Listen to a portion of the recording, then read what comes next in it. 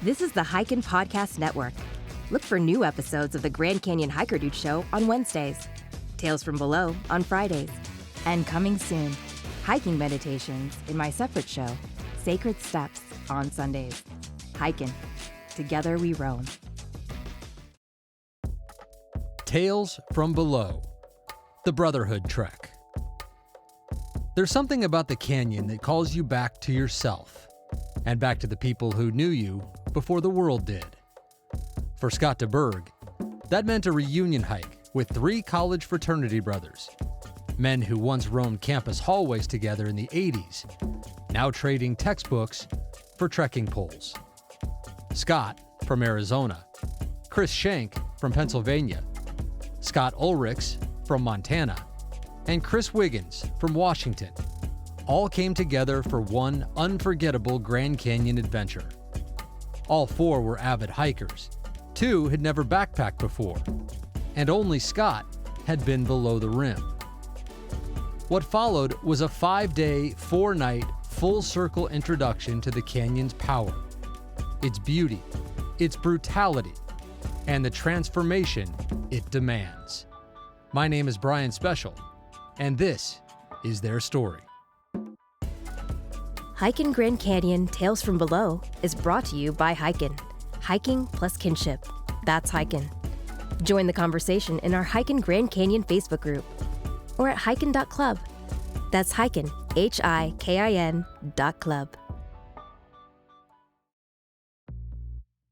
Scott and the crew arrived on the South Rim on April 6th, 2025.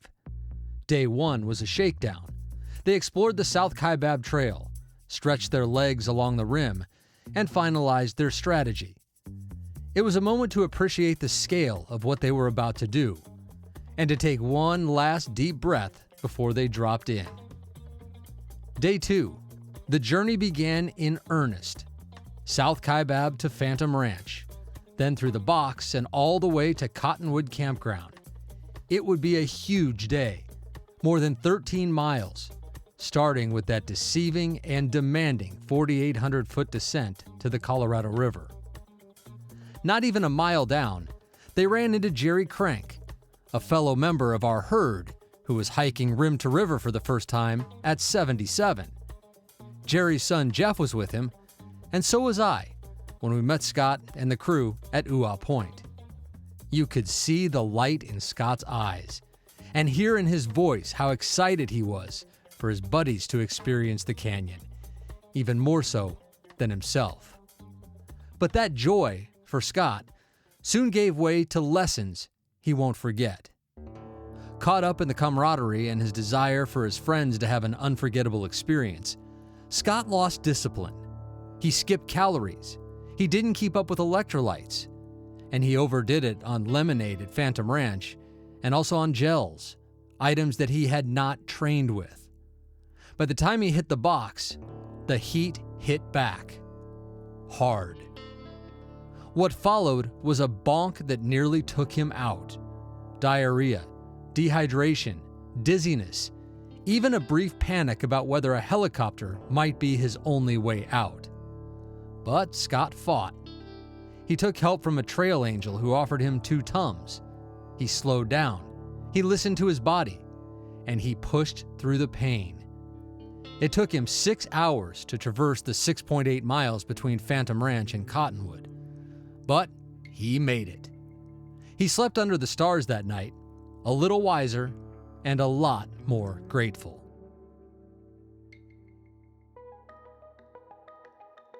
Day 3 was a recovery day. The group hiked to Ribbon Falls and back, taking time to heal, hydrate, and savor the scenery. Scott was back to 100%, and this time, he took care of himself first. Day 4 began early, 5 a.m., from Cottonwood back to Phantom, then up to Tip-Off, across Tonto, and on to Havasupai Gardens.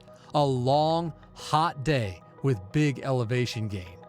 There was no water at Tip-Off, so what they carried from the bottom would have to last them all the way across Tonto, under a rising sun and warming temperatures. Tonto was unforgiving in the midday sun. Scott said it was a struggle, and that he could never imagine doing it in summer. An unwelcome detour at Havasupai Gardens added distance and effort, and definitely annoyance, but not enough to stop them. And then day 5, the final 4.5 miles and 3,500 vertical feet from Havasupai Gardens to the top of Bright Angel Trail. Up they trudged, fueled first by breakfast, then by grit, and finally by the promise of a burger and a beer. They finished what they started. The sense of accomplishment as they surfaced, satisfying and oddly emotional. The ending happened suddenly on a canyon hike. You're grinding your way to the top, and before you realize it, you're standing on blacktop on a level surface. There's nowhere left to climb. You've done it. You're a canyon veteran now. Scott's takeaways are gold. The canyon rewards those who prepare, as they all did. Positivity is contagious. You can invite your friends to the trail, but you can't forget to take care of yourself. And yes, the Grand Canyon is both a spiritual pilgrimage and an athletic adventure. That trail changes people. For Scott and his team, it reconnected them to something old and revealed something new. They're now part of the 1%, not just because they finished their journey, but because they showed up for themselves and for each other. And now, their names belong to the canyon, too. This has been Tales from Below. True accounts inspired by actual hike reports that are the lifeblood of our hiKin Grand Canyon Facebook group.